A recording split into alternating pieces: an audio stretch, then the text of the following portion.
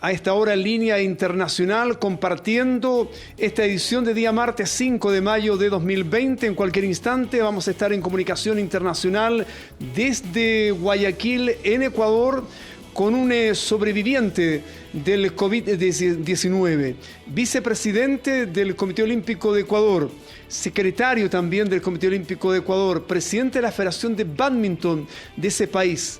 Durante 20 días, literalmente entubado. Estaba más cerca de la muerte. Por eso dice que es un sobreviviente de este coronavirus, de este virus invisible, que le ganó al virus invisible, le gana. Es la primera entrevista que cede y concede a un medio de comunicación, más aún de carácter internacional. Queremos saludar y agradecer la deferencia de John Zambrano, de profesión médico, además especialista también. ¿Cómo está, John? Un gusto saludarlo a través de Radio La Clave, CDO, el canal del Comité Olímpico de Chile. Un abrazo. Hola, Juan. Muchas gracias por la invitación. De hecho, es la primera vez que uso el Zoom, pues se puso de moda mientras yo no estaba activo. Y entonces es una novedad, he tenido que pedir asistencia a los chicos.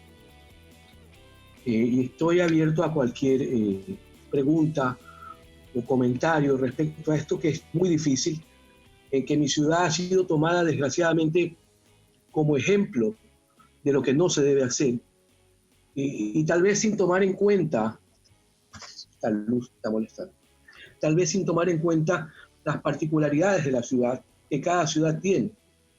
Y entonces, para mí es complicado hablar, porque haber estado cercano a la muerte es una experiencia que nunca me tocó a mí personalmente. Yo como médico tuve que hacer 7 años de guardias para poder especializarme en pediatría y después en alergia de niños. Y te puedo decir con franqueza que he visto niños morir, que mi peor evento fue cuando llegó un padre con su niño que había tenido un síndrome que se llama muerte en la cuna, y que llega con su hijo y me dice, una mañana que ya terminaba mi guardia en México, me dice, es lo único que tengo, revívalo, doctor. Entonces son experiencias que te golpean mucho, pero en tu vida profesional, que no deja de ser una tragedia, pero que no la vives tú. Cuando te toca a ti personalmente, pues te mueve todo, te mueve absolutamente todo. Y no, ese periodo que estás intubado, sedado y relajado, es un periodo en el que no tienes conciencia de nada. Pero cuando te levantas, incluso hoy, hace 2 días, en un chat de médicos que tengo, me enteraba de lo mal que había estado. O sea, ellos sabían cosas que yo no sabía. Como por ejemplo, el uso de ciertos medicamentos para darle fuerza al corazón para que bombee la sangre. No, me dice, si tú tenías lo de acá.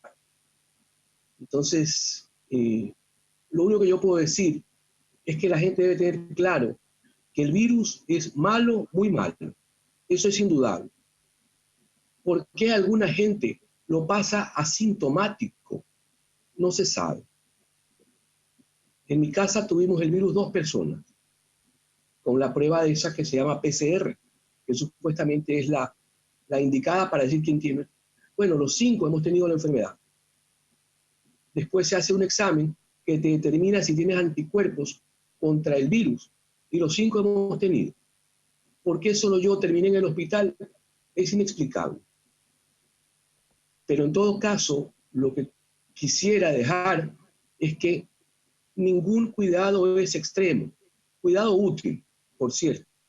Porque yo veo que mucha gente usa guantes y sale con guantes en su coche, llega al supermercado, usa los guantes y con esos guantes que pudo haber tocado algo, regresa a su coche y regresa a su casa, ¿no? Entonces es más práctico usar alcohol. Doc, lo escucho con mucha atención y le quiero preguntar desde el corazón, ¿por qué decide hablar después de haber pasado una situación tan crítica conversamos muchos días seguidos, preocupado de su salud, y usted me decía, los milagros existen. Las oraciones que fueron olas y olas de oraciones se hicieron sentir. ¿Por qué usted hoy día se atreve a hablar y contar esta historia que conmueve a moros y cristianos? A ver, Juan, yo soy una persona educada en un hogar católico, pero estudié en un colegio jesuita. Las personas, no sé si hablo por todos, pero tiendo a creer que la gente que estudia en colegio jesuita es menos apegada a la parte ritual de la iglesia y de la religión, es decir, menos apegada al rosario, menos apegada a arrodillarse, pero muy pegada a la solidaridad, muy pegados a hacer las cosas en orden, muy pegados a la honestidad, porque así te van formando. ¿Sí? Hay ciertos colegios que son un complemento real de un hogar. Y mi colegio así lo fue y así lo siento. Yo no he sido una persona que ora. De hecho, tengo periodos largos en los que no me acerco a una iglesia. Pero he sentido tal impulso. Te puedo decir que uno de los días en que estaba más grave fue el viernes previo al domingo de resurrección. Mi compañero es el provincial de los jesuitas del Ecuador. El provincial es el nombre que dan al jefe de los jesuitas en todo un país. Y él hizo una, no sé cómo llamarlo, ellos lo llaman unción de amor. Entonces, reunió a mi familia en torno a un altar pequeño que tenemos acá. Y él, por videoconferencia, el padre que está en Quito, pero que fue mi compañero de colegio, hizo eso de ahí. A partir de ese día, empieza una mejoría que estaba en planes de nadie. O sea, yo te puedo decir que, como soy médico, el jefe de la terapia intensiva que me estaba tratando es mi amigo de la universidad, mi compañero, amigo personal. Y él ya había llamado a mi esposa a decirle, John no responde. Sus pulmones no dan más. Estamos en espera de un milagro.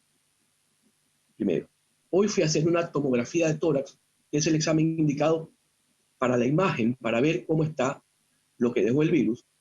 Y a lo que entro me recibe otro compañero, que es radiólogo, y me dice, hola milagro, por decirte. Es decir, todo el mundo está hablando de que lo que ocurrió conmigo fue un milagro.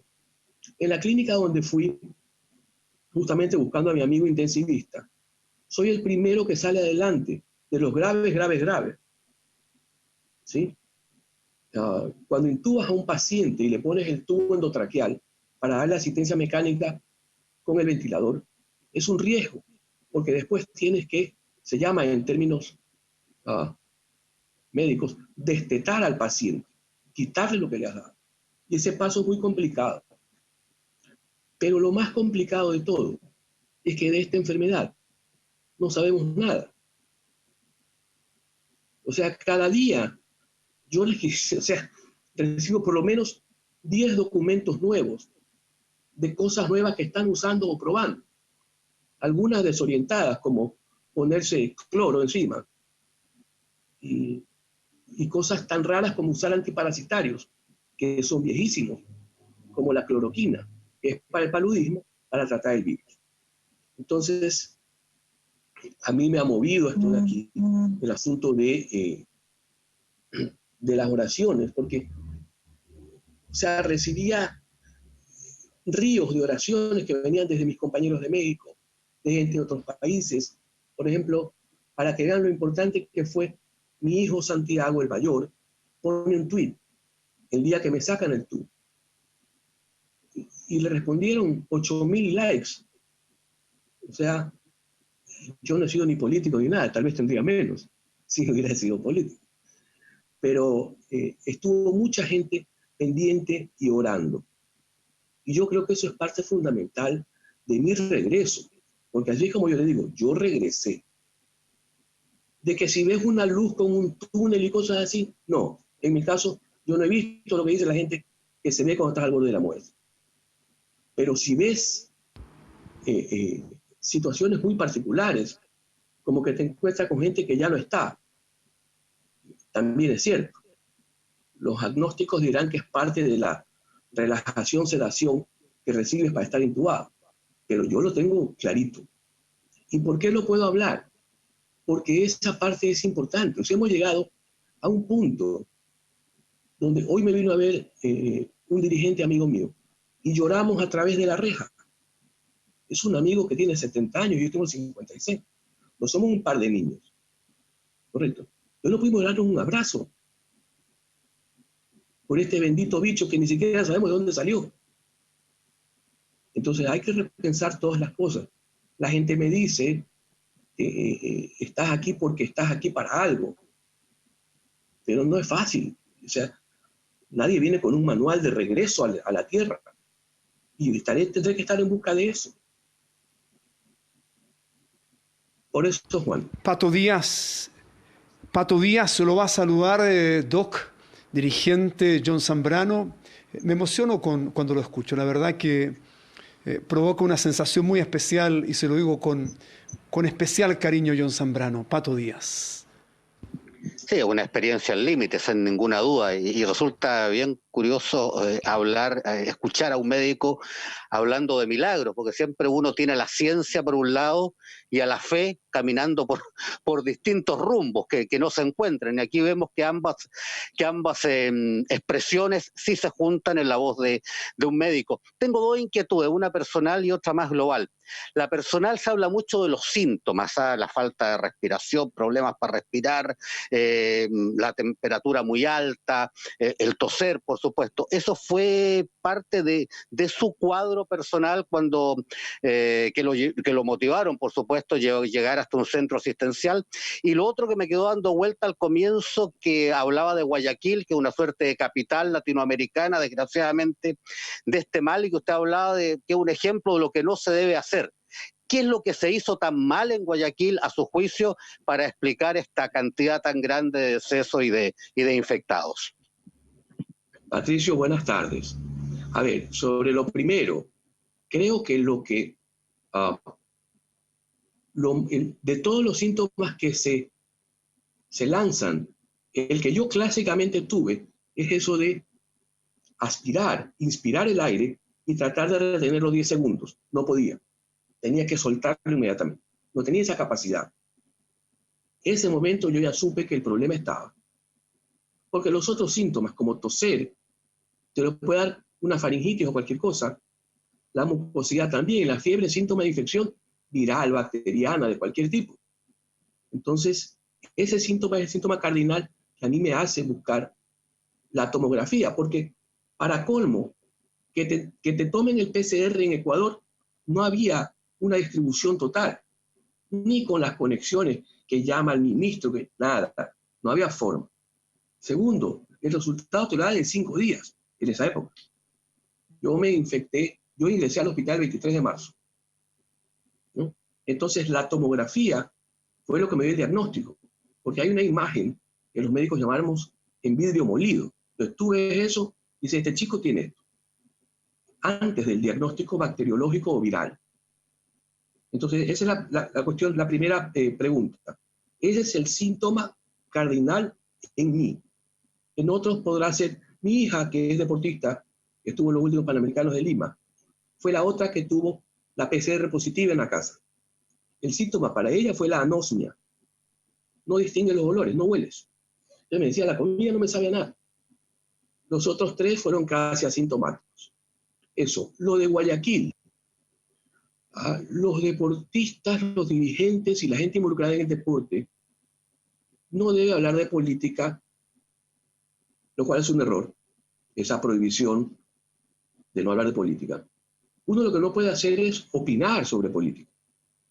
Pero ante los hechos dados, uno tiene que decir, en mi país ha habido 10 años ciertos, del 2007 al 2017, de gobierno bolivariano. En estos gobiernos, por cuestión política, se decidió hacer una apertura con China para pues continuar poniendo el imperio como el enemigo del pueblo. Esos son hechos, no estoy opinando sobre política. Son hechos claros en mi país y cualquiera que habla diario, un libro de historia lo va a encontrar. Entonces, ustedes saben que Ecuador no solicita visa a los visitantes de China. Eso es la primera cosa. Evidentemente nadie sabe si Wuhan empezó en diciembre de 2019 o antes. Pero lo cierto es que los aviones que vienen atravesando el Atlántico, que vienen de Europa, vienen llenos de ciudadanos chinos. Segundo punto, Guayaquil es puerto de entrada. Es el puerto más importante del Ecuador. Como el 80% de la carga del país entra y sale. Sí, me parece que son Guayaquil, Callao y Valparaíso. Esos tres puertos tienen que pasar para recorrer el comercio en Sudamérica.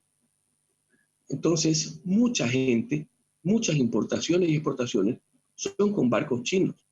Y los tripulantes bajan al puerto, porque es normal. Entonces, se supone que el paciente cero de Ecuador se descubrió a inicios de marzo. Sin embargo, para esa fecha son vacaciones nuestras, por cuestiones de temperatura y climática. Y vienen muchos estudiantes de Europa, nuestros estudiantes que están en Europa.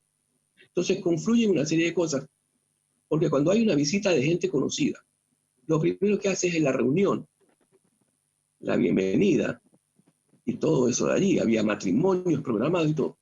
Y todo se confluyó para hacer esta hecatombe en Guayaquil. Créanme que lo siento, pero es así. Nosotros deberíamos tener gobiernos locales fuertes. No me refiero a Guayaquil, sino a las provincias. ¿Correcto? Porque entonces el Ministerio de Salud funciona por un lado, el municipio funciona por otro. Y nadie es responsable.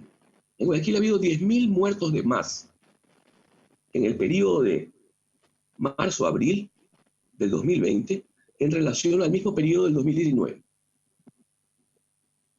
Entonces, si estás en una pandemia, tú debes asumir, chuta, que los muertos no son porque hace mucho calor en Guayaquil. Los muertos son por la pandemia. Y pueden ustedes creer que las cifras del Ministerio de Salud de nosotros, de todo el Ecuador, arrojan 1.500 muertos. Entonces, es complicado, porque aunque no queramos hablar de política, la salud pública, desafortunadamente, está en manos de la gente que maneja la política, que no es necesariamente la gente que sabe de medicina, y peor aún, la gente más decente. John, nos sorprende la hora. Quiero agradecer una vez más este mensaje que nos deja todo para reaccionar, para analizar, para conversar, para seguir, diríamos, conversando, porque esta pandemia no termina. Un abrazo a la distancia. Agradezco su generosidad por compartir estos momentos especiales, difíciles de recordar, pero también de transmitir a la sociedad en general del mundo y particularmente de Chile. Un abrazo a su familia y me alegra una enormidad de sentirlo y de verlo bastante bien. Un abrazo, John. Gracias. Que esté muy bien. Muchas gracias.